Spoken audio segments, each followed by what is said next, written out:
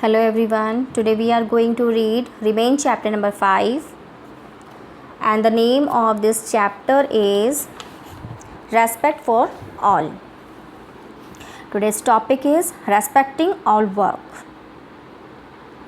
Dignity of labor refers to the respect that should be given to the people who work hard to earn a living.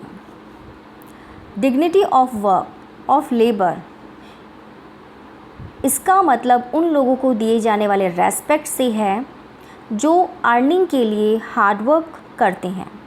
No matter what the work might be, those who do the work make our life better.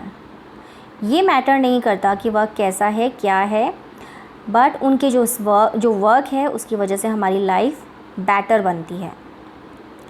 Without the sweeper and the rag picker, we would not be able to walk along clean street. बिना rag picker या बिना sweeper के हम कभी भी clean street में walk नहीं कर सकते. So the bus driver, the rag pickers, the delivery boy, the sweeper, the rickshaw puller, everyone deserve our gratitude and appreciation, just like a doctor, a teacher and an engineer. ये सभी हमारे लिए हम उनके लिए उतने ही थैंकफुल हैं और उतने ही हम उनके वर्क को अप्रिशिएट करते हैं जितना कि हम किसी डॉक्टर के वर्क को या टीचर या इंजीनियर के वर्क को अप्रिशिएट करते हैं, उनके वर्क के लिए थैंकफुल होते हैं. मतलब हमें सभी के लिए, चाहे वर्क कैसा भी हो, हम सबके लिए थैंकफुल होना चाहिए और सभी के वर्क को अप्रिशिएट करना चाहिए. We should keep in mind that these people work hard day and night to earn a living. हमें हमेशा अपने माइंड में रखना चाहिए कि ये लोग अपने अर्निंग के लिए डे नाइट हार्ड वर्क करते हैं. However, people who do manual labor often receive very little wage. हालांकि जो मैनुअल लेबर है उनकी जो सैलरी होती है वो बहुत कम होती है and not well respected in society. और उन्हें सोसाइटी में अच्छी रेस्पेक्ट भी नहीं मिलती है. It is important to treat all forms of work as noble as their hard work allow us to lead a happy and comfortable life. हमें सभी तरीके के वर्क को उतना ही इम्पोर्टेंस देना चाहिए, उतना ही नोबल समझना चाहिए क्योंकि उनकी वजह से, उनके हार्ड वर्क की वजह से हमारी लाइफ हैप्पी और कंफर्टेबल बनती है. Hence it is important to remember that all kind of work should be valued equally.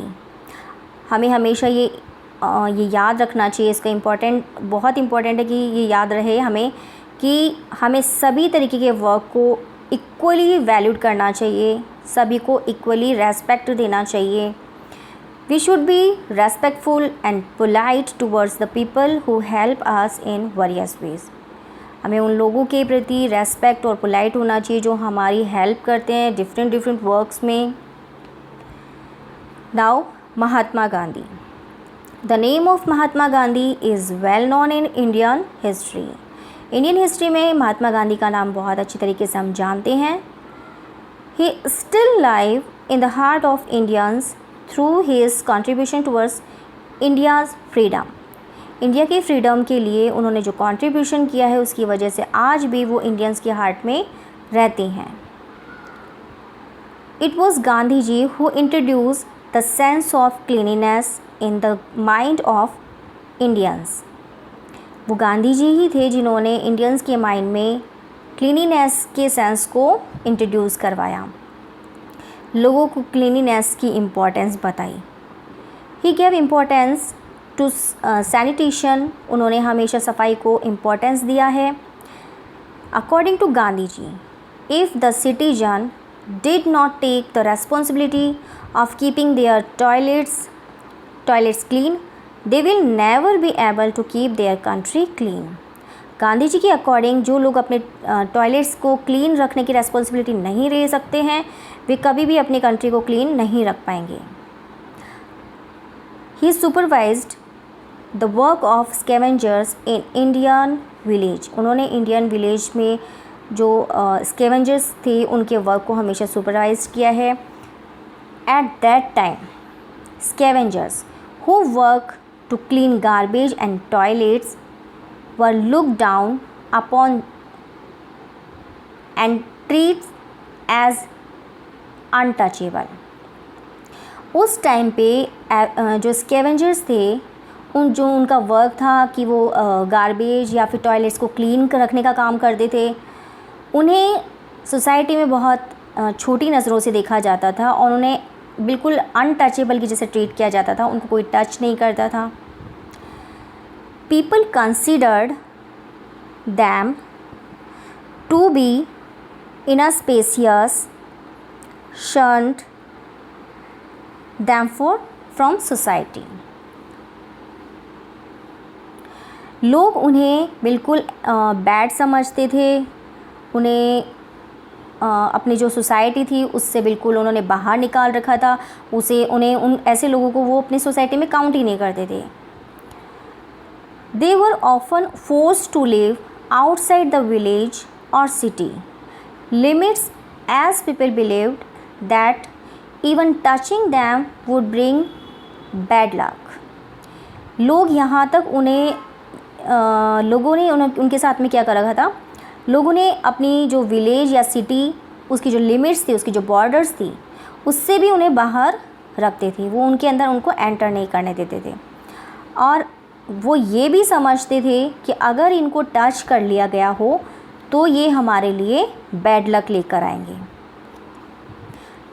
Mahatma Gandhi called them Harijans. Mahatma Gandhi उन्हें हरिजन्स कहते थे. Harijans means beloved of God. Harijans का मतलब होता है जो लोग गॉड के बहुत फेवरेट होते हैं, बहुत प्रिय होते हैं. And spoke against the unfair treatment meted out to this group. उन्होंने इन हरिजन्स के लिए जो अनफेयर ट्रीटमेंट होता था, अनफेयर बिहेव होता था, उसके लिए उन्होंने आवाज़ उठाई. ही spread the idea that scavenging was an indispensable work done to keep the society clean. उन्होंने अपनी ये सोच भी सोसाइटी में स्प्रेड करी, फैलाई कि जो क्लीनिनेस का जो वर्क है ये बहुत अर्जेंट है, इसकी वजह से हमारी सोसाइटी क्लीन रहती है.